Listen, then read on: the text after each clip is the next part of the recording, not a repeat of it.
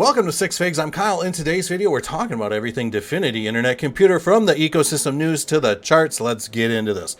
I was invited onto Yumi's live space today on Twitter. Now, this was a lot of fun. We had some really great, genuine, deep discussions on gold on the blockchain, folks, and they are launching an NFT project that basically is backed by gold, which is awesome. Basically, the way it works is you can buy an NFT that's linked to 1 gram of gold or 1 pound of gold or whatever, and that gold is in a vault in Switzerland. Now, what the interesting part of this is most people are like, well, how do you prove that it's real, blah, blah, blah. Well, that gold is audited that it is in that vault in Switzerland, and at any time, any NFT holder could arrange with Yumi to go pick up that gold and surrender that NFT. So with that said, that is a very cool aspect. And also, we got into some other conversations about, the possibility of having a gold-backed, stable coin, things like that. So this was great. I'll go ahead and link this conversation to the description and the pinned comment as well. I loved it. So big tip of the hat to everyone that I shared the stage with. There is some huge news here. Big congratulations to the winners of the Fully On-Chain hackathon that Dfinity put out, and there were three winners, and we're going to dig into this maybe a little bit more in the next video. But first place, IC Router, which is a cross-chain network of assets based on threshold signature technology with no off-chain bridges, supporting Bitcoin, ICP, and EVM networks. It also takes the grand prize for track 1 and the award for best use of chain key signatures. And I got a feeling that Dfinity is really going to have some preference. Maybe not. I'm not speaking for them. But when it comes to actually using the technology that they developed, like this chain key technology. We had Synthifly, which allows users to mint stablecoins against their CKBTC holdings. That I am excited about. That is really cool. IC Soccer World is a journey towards a truly decentralized and entertaining soccer management game where AI learning mechanism, genetic algorithms, I can't talk today, and a unique NFT integration coverage in unprecedented ways.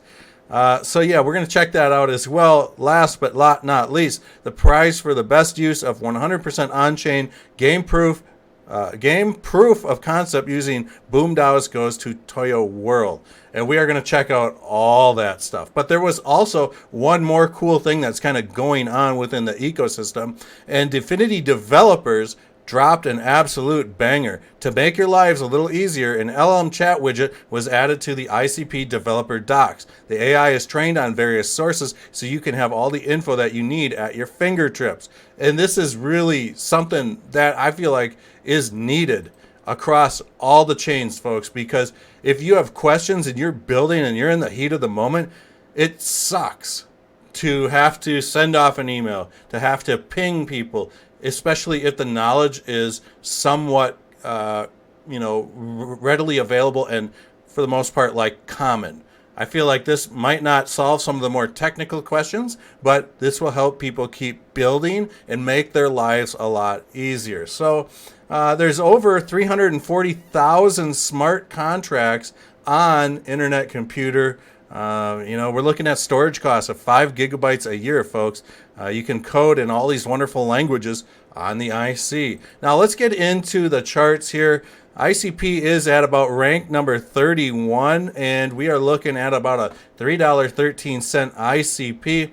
Now, we were kind of talking about this falling wedge here producing a little bit of a pump the last time I made this video, and we are kind of seeing that we did have ICP come right down to this target area, and then it lifted off. It did not head down to this 161.8, and now we are kind of seeing some momentum going forward. So what I'm going to do is clear the charts, and we're going to just break this thing down on the daily chart. So what I am kind of seeing here at this time is a little symmetrical triangle squeeze on the daily chart. So I'm thinking that we might be gearing up to finally blast through this Ichimoku cloud, or if things get really bearish, we're going to see this continuation pattern back down to test this $2.81, folks. I hope that doesn't happen, but right now on the daily, price action is holding above the 50 moving average. That's this purple level.